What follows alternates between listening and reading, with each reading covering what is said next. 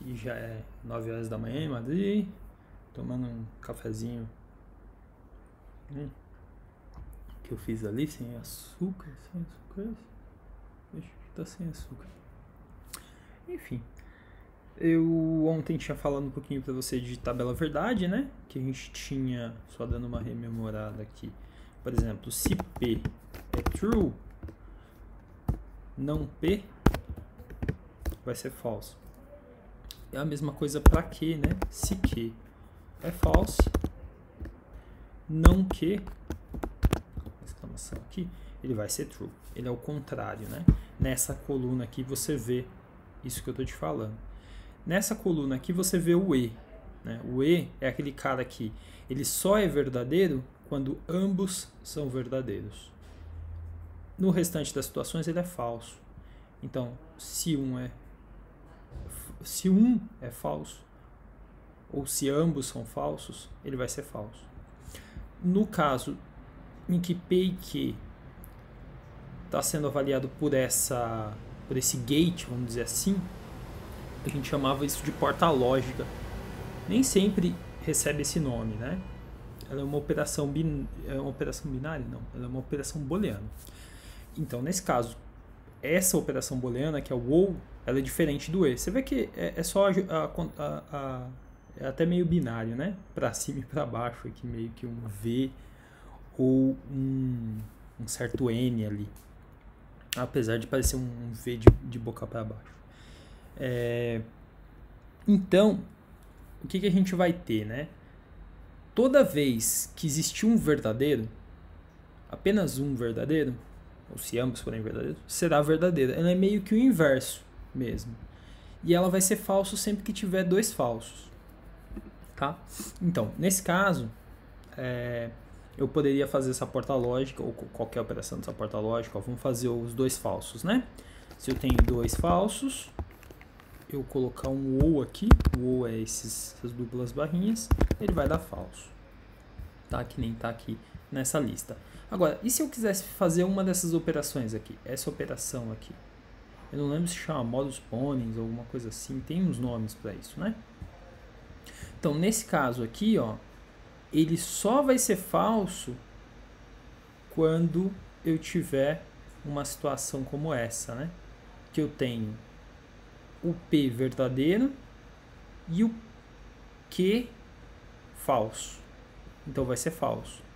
Porque você não pode partir de uma verdade e chegar numa mentira, né? Não faz sentido. Se você falar uma verdade e chegar numa verdade, tá certo. Se você falar algo falso e chegar numa verdade, a princípio aqui tá dando certo. E se você falar algo falso e chegar em algo falso, também é verdadeiro. Agora, se você falar uma verdade e chegar em algo falso, aqui é considerado que isso não é possível. Então, assim, claro, você pode provar algo, falar que algo é verdadeiro, mostrando, obviamente, o contrário daquilo nessa forma de pensar. E você não consegue, mostrando algo verdadeiro, dizer que esse algo é falso. É meio que isso. É mais ou menos como eu estou entendendo. Claro, não sou nenhuma sumidade em porra nenhuma, mas estamos aí. Mas digamos aqui que a gente tem essa operação. E ela é uma operação booleana, né? Eu pego dois elementos, que eles são binários, ou ele é verdadeiro ou ele é falso, e eu vou chegar num outro elemento que também é binário dentro do mesmo conjunto, digamos assim, conjunto binário. Essa lógica booleana. Então tá, para eu conseguir fazer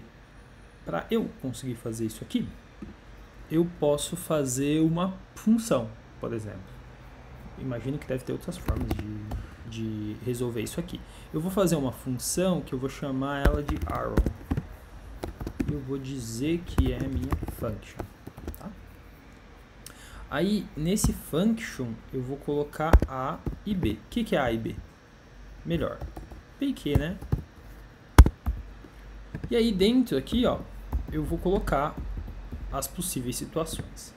A gente sabe que se eu poderia fazer aqui, ó, por exemplo, eu poderia dizer que se A é igual a isso aqui, né? A verdadeiro, a true, igual aqui ele pode ser assim, né? Ou ele pode ser assim. Tem diferença, tá? O que normalmente se sugere para o desenvolvedor é que ele use mais esse com 3. Mas depois eu posso dar uma olhada na documentação e ver a diferença entre com 2 e com 3. Mas a princípio, meio que todo mundo usa com 3. Então, para que ele seja considerado, para que dê esse verdadeiro aqui, esse cara tem que ser verdadeiro ou seja, os dois tem que ser verdadeiro, certo? Então, se eu disser que A é verdadeiro e B também é verdadeiro, true aqui, aí sim eu posso até usar o return, né? Pode chamar a função, eu vou dar um return do que? De verdadeiro também. Beleza? Vou botar um ponto e vírgula aqui ou não. Depois eu poderia escrever um outro if, né? Se eu quiser eu posso escrever um outro if ou eu posso fazer assim também, ó. Else if, e aí dentro do else if eu vou colocar o meu comando. Então eu poderia colocar aqui, por exemplo, A mais uma vez é igual. Vou até corrigir isso aqui. Então, ele é igual ao que? Ele é igual a true. E o B, ele é igual a false. Aqui então, false. Beleza. Nesse caso aqui, eu vou dizer que ele é false. Return false. Aí eu continuo. Else if. Mais uma situação. A vai ser igual a alguma coisa. A gente olha aqui, ó. False. E o B vai ser igual ao que? A verdadeira. True. Abre de novo o espaço, né, para colocar o código, o bloco de código. E aí eu vou dizer, bom, retorna verdadeiro. Return true. Depois a gente tem o último aqui. Eu vou colocar ele como else. Tá? Se else, tá, beleza. O else não precisa, porque na verdade a única opção que restou é falso e falso. Mas eu poderia fazer else if A igual a false, e B igual a false, e escrever aqui dentro return false. Mas a gente tem que admitir que esse else, que é o último, digamos assim, ele não necessariamente precisa de que você faça essa análise. Por quê? Porque você já fez para verdadeiro e verdadeiro, verdadeiro e falso, falso e verdadeiro. A última coisa que restou foi falso e falso. Porque como ele é binário, ele não pode ir mais além dessas 4 possibilidades, tá? Então, se eu tirar isso aqui, ó, o efeito é o mesmo. Bom, o que aconteceu aqui? Ó? Eu criei uma função que chama arrow. Essa função ela tem 2 parâmetros, que é o parâmetro P e Q, que a gente vê aqui na tabela, e a saída dela tem que ser esses resultados aqui. Ó. Bom, dentro dela a gente tem um código porquinho, que é o nosso porquinho aqui com if. Então, se A é igual a true e B é igual a true, retorne true. Se A é igual a true, B é igual a true, retorne true. Desculpa, não. Se... eu até coloquei aqui errado, hein? Lá, ó. A gente vai vendo o códigozinho cagadinho. Então, o P e o Q, né? Eu usei A e B, mas era P e Q. Não tem problema, a gente corrige aqui. P.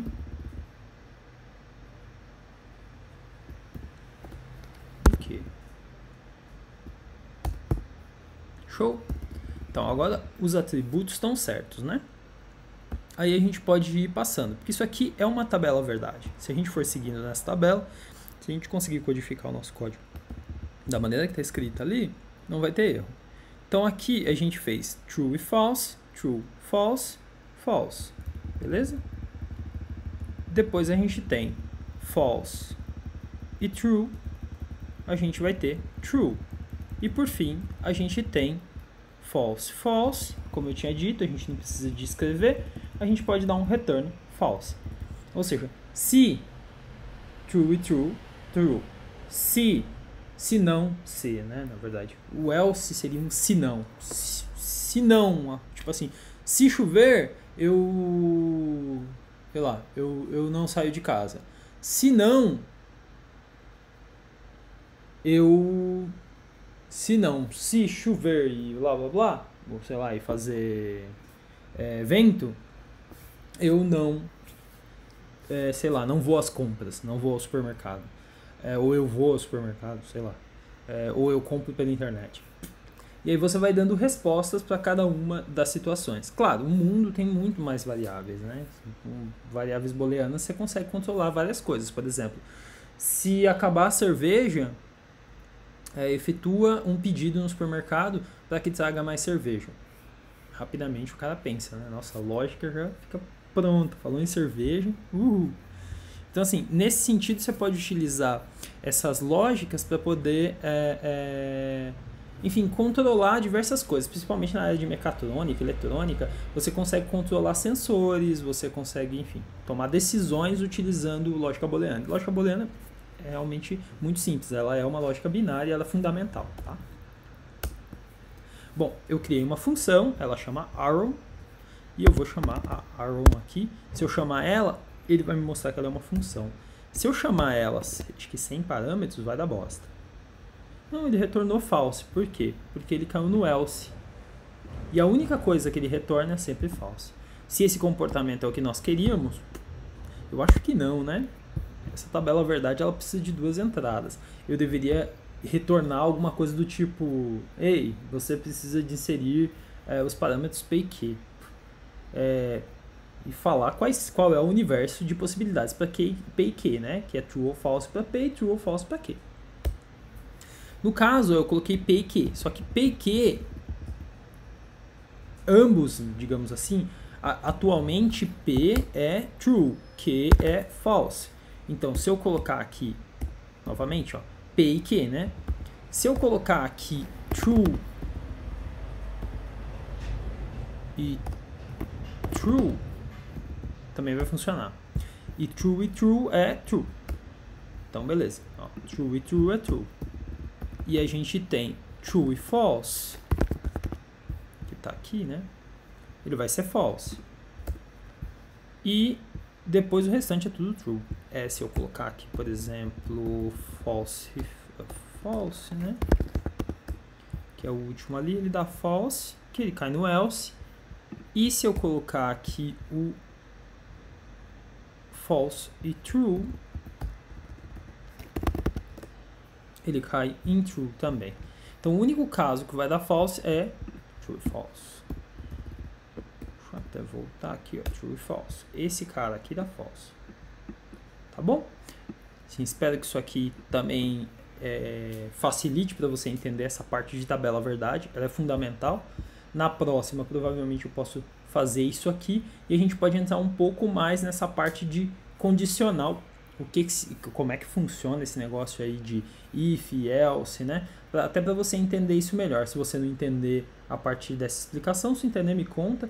Tenta fazer esse exercício no seu computador, né? E mostra para mim como é que tá indo, como é que você tá entendendo. Eu acho que aprender a programar, ele é um processo assim bem importante, né?